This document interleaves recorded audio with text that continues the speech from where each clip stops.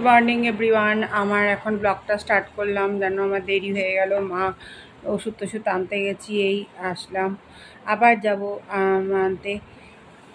চাউটাও শেষ হয়ে গেছিলো, সেগুলো আনতে এলাম। যাই হোক, এখন আমি এই ব্লগটা স্টার্ট করলাম। দেখি এক্ষুনি চাউমিন করলাম, সবাই মিলে চাউমিন খাবো। খেয়ে দিয়ে আবার রান্না করব, রান্না টান্না করে তোমাদের আবার ব্লগটা দেখাবো। দেখা যাক, কি মাকে তাড়াতাড়ি খাইয়ে মার ব্লাড নেবে, সুগারটা টেস্ট করবে, তারপরে হবে। যাই হোক, এবার আমি আবার একটা ওষুধ আনতে হবে, সেটা আবার আনতে যেতে হবে। যে তোমার কাছে আমার ভিডিওটা ভালো লাগে, like share subscribe and bell icon please করো। নতুন বন্ধু, প্রিয় বন্ধু করো। যাই হোক, এখন আমার একটুখানি ওষুধ আনি, ওষুধ টষুধ এনে তোমার সাথে ফিরে আসছি। এই আমি এখন চাউমিন খেয়ে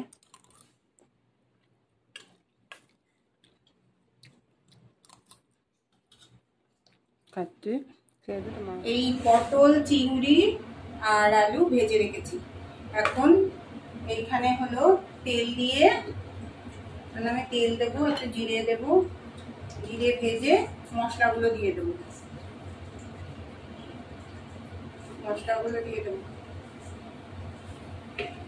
হ্যাঁ মশলাগুলো দিয়ে দেবো। এই যে মশলা আছে,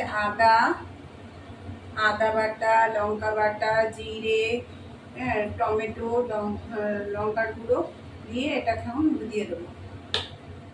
এবারে এই মশলাটাকে দিয়ে দেবো। তোমাকে ধর পড়ে যাবে, উঠছে। এবার এটাকে দিয়ে দেবো, দিয়ে এটা নাড়াচাড়া করে মশলাটা কষে গেলে এবার এইটা দিয়ে দিলাম। এইগুলো একটু জল দিয়ে, মশলাটা কষানো হয়ে গেছে, জল দিয়ে এবার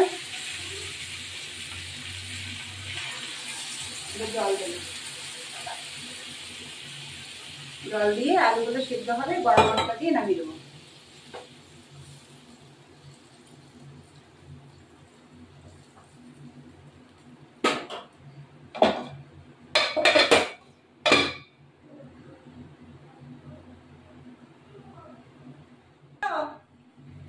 তারপরে এই গরম মশলা দিয়ে নামিয়ে দিতে হবে। একটু কালো কালো হলো, কালো কালো হয় না, কালো কালো হলো, মশলাটা একটু খোলা হয়ে গেছিল। এবার এটা নামিয়ে দেবো, আলুটা সেদ্ধ হয়ে গেছে, নামিয়ে দেবো।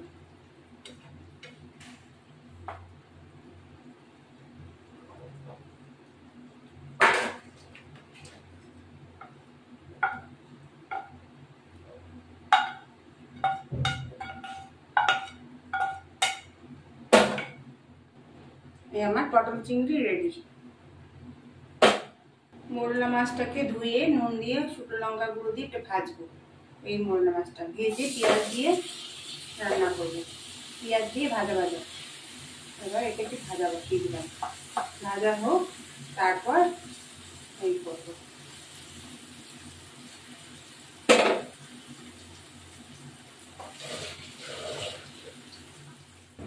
এই যে ভাজা ভাজা হলো, আবার একটু দিয়ে দেবো এই যে মাছটা দিয়ে ভাজবো, এবার ভেজে ফেলবো, সবটাই দিয়ে দেবো আর আমি।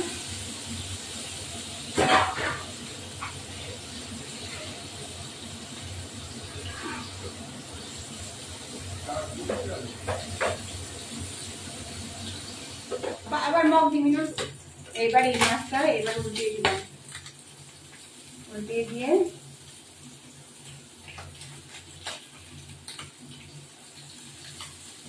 ভাজা ভাজা হবে।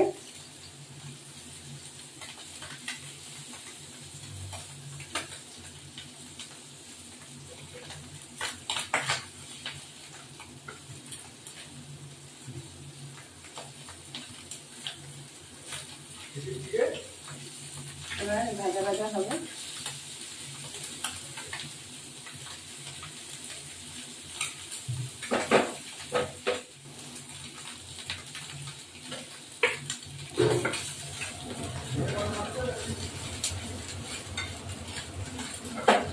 এই যে মাছ ভাজা হয়ে গেল, মাছ ভাজা হওয়ার সাথে সাথে আমি এখন তেল দেব।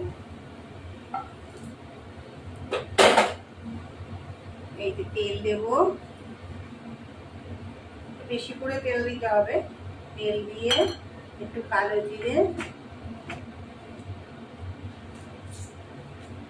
পেঁয়াজ,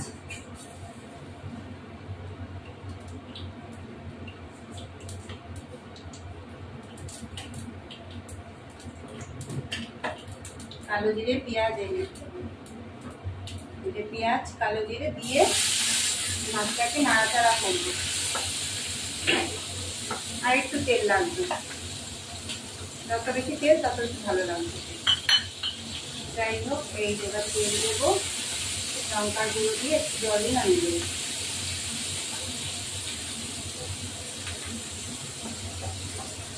পেঁয়াজটা একটু ভাজা ভাজা হবে।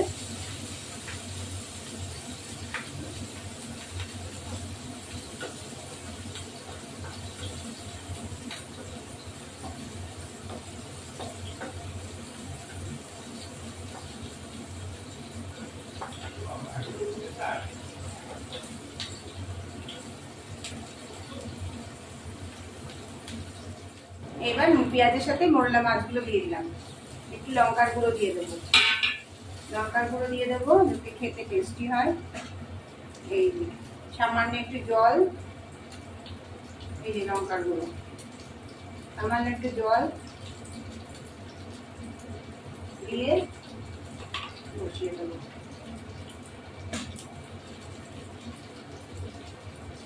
একটু জল দেবো, এবার একটু ঢাকা দিয়ে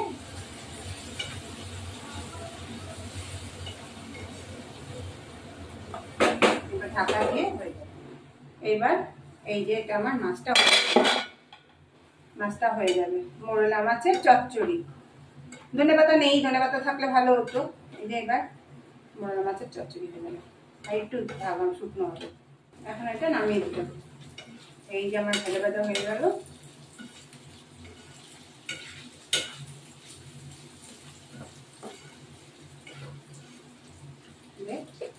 মোরলা মাছ ভাজা ভাজা হয়ে গেল, এবার নামিয়ে দেবো।